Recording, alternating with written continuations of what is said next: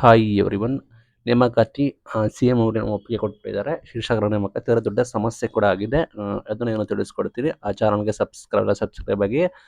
ಶಿಕ್ಷಕರ ನೇಮಕಾತಿ GPST, PST, HSTR ಗೊಂದಲದ ಗೂಡಾಗಿದೆ ಅಂತ ಹೇಳಕ್ ಇಷ್ಟಪಡ್ತೀನಿ. ಒಬ್ರು ಒಂದೊಂದು ರೀತಿ ಮಾಹಿತಿ ಕೊಡ್ತಾ ಇದ್ದಾರೆ. ಒಂದು ಸಿ ಅಂಡ್ ರೂಲ್ಸ್ ಹೆಂಗಿದ್ರು ಕೂಡ ಪ್ರಕಟವಾಯಿತು. ಇನ್ನೊಂದು ಅಂತಿಮವಾಗಿ ಫೈನಲ್ ಸಿ ಅಂಡ್ ರೂಲ್ಸ್ ಕೂಡ ಬರಬೇಕಾಗುತ್ತೆ.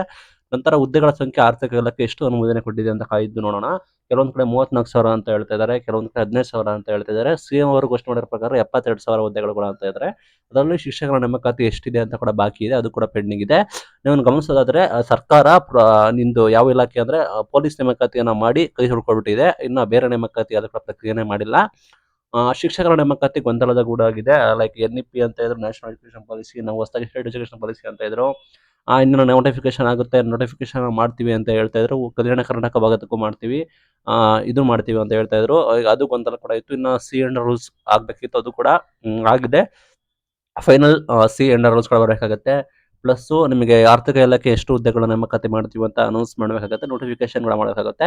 ಸಿಎಂ ಅವರು ಘೋಷಣೆ ಮಾಡಿದ್ದಾರೆ 2 ತಿಂಗಳ ನೋಟಿಫಿಕೇಶನ್, 4 ತಿಂಗಳ ಎಕ್ಸಾಮ್, 6 ತಿಂಗಳೊಳಗೆ ನಿಮಗೆ ಕಂಪ್ಲೀಟ್ ಪ್ರೊಸೆಸ್ ಮುಗಿಸ್ಬೇಕು ಅಂತ. ಬಟ್ ಇಲ್ಲಿ ಏನ್ ಪ್ರಾಬ್ಲಮ್ ಅಂದ್ರೆ ಇವರು ಇಲಾಖೆಯವರು ಸರಿಯಾಗಿ ಬೇಗ ಡಿಸಿಷನ್ ತೆಗೆದುಕೊಳ್ತಿಲ್ಲ. ಯಾಕಂದ್ರೆ ಒಂದು ಸಚಿವರೇ ಇಲ್ಲ, ಇನ್ನು ಕೂಡ ಸಚಿವರ ನೇಮಕಾತಿನೇ ಮಾಡಿಲ್ಲ, ಶಿಕ್ಷಣ ಸಚಿವರೇ ಇಲ್ಲ. ಈ ಗೃಹ ಇಲಾಖೆ ಅಂದ್ರೆ ಲೈಕ್ ಪೊಲೀಸ್ ಡಿಪಾರ್ಟ್ಮೆಂಟ್ ಏನಾಯ್ತಂದ್ರೆ ಪ್ರಿಯಾಂಕ್ ಖರ್ಗೆ ಅವರ ಪೊಲೀಸ್ ಡಿಪಾರ್ಟ್ಮೆಂಟ್ ಗೃಹ ಇಲಾಖೆ ವಹಿಸ್ಕೊಬಿಟ್ರು. ನಂತರ ಅವ್ರ ನೋಟಿಫಿಕೇಶನ್ ಎಲ್ಲ ಆಗ್ಬಿಡ್ತು. ಬಟ್ ಶಿಕ್ಷಣ ಸಚಿವರೇ ಇಲ್ಲ, ಅದೊಂದು ಸಮಸ್ಯೆ ಕೂಡ ಆಗಿದೆ. ಏನೇ ಆದ್ರೂ ಕೂಡ ಸಿಎಂ ಹತ್ರ ಹೋಗ್ಬೇಕು. ಈಗ ಮುಖ್ಯ ಕಾರ್ಯದರ್ಶಿಗಳಿಗೆ ವಹಿಸಿದ್ದಾರೆ, ಅವರು ಹೇಗೆ ತೆಗೆದುಕೊಳ್ತಾರೆ ನೋಡೋಣ. ನಿಮಗೆ ಗೊತ್ತಿರೋಗೆ ಜುಲೈಲಿ ಎಲೆಕ್ಷನ್ ಅನೌನ್ಸ್ಮೆಂಟ್ ಕೂಡ ಆಗ್ಬೋದು ಅಂತ ಹೇಳ್ತಾರೆ. ಜುಲೈ ಮೊದಲನೇ ವಾರದೊಳಗೆ ನಿಮಗೆ GB ಎಲೆಕ್ಷನ್ ಅನೌನ್ಸ್ಮೆಂಟ್ ಕೂಡ ಆಗ್ಬೋದು. ನಂತರ ನೆಕ್ಸ್ಟ್ ಗ್ರಾಮ ಪಂಚಾಯತಿ, ತಾಲೂಕ್ ಪಂಚಾಯತಿ ಎಲೆಕ್ಷನ್ಸ್ ಎಲ್ಲ ಇದಾವೆ.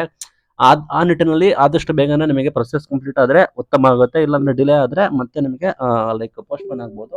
ಬಟ್ ನಿಮ್ಗೆ ನೇಮಕಾತಿ ಪ್ರಕ್ರಿಯೆನ ಆಲ್ರೆಡಿ ಮಾಡಲೇಬೇಕು, ಬಿಕಾಸ್ ಒತ್ತಡ ಕೂಡ ಇದೆ. ಬಟ್ ಇವರು ಪದೇ ಮುಂದೂಡಿಕೆ ಮಾಡ್ಕೊಂಡು ಹೋಗ್ತಾ ಇದ್ದಾರೆ. ಇಷ್ಟೊತ್ತಿಗೆ ಆಲ್ರೆಡಿ ಈ ವರ್ಷ ಎಂಡ್ರೊಳಗಡೆ ಪ್ರೊಸೆಸ್ ಕಂಪ್ಲೀಟ್ ಕೂಡ ಆಗ್ಬೇಕು, ಮತ್ತೆ ಅದನ್ನ ಮುಂದಿನ ವರ್ಷದವರೆಗೂ ಹೋಗ್ತಾರೆ ಅಂತ ಹೇಳಿ ಡೌಟ್ ಕೂಡ ಇದೆ.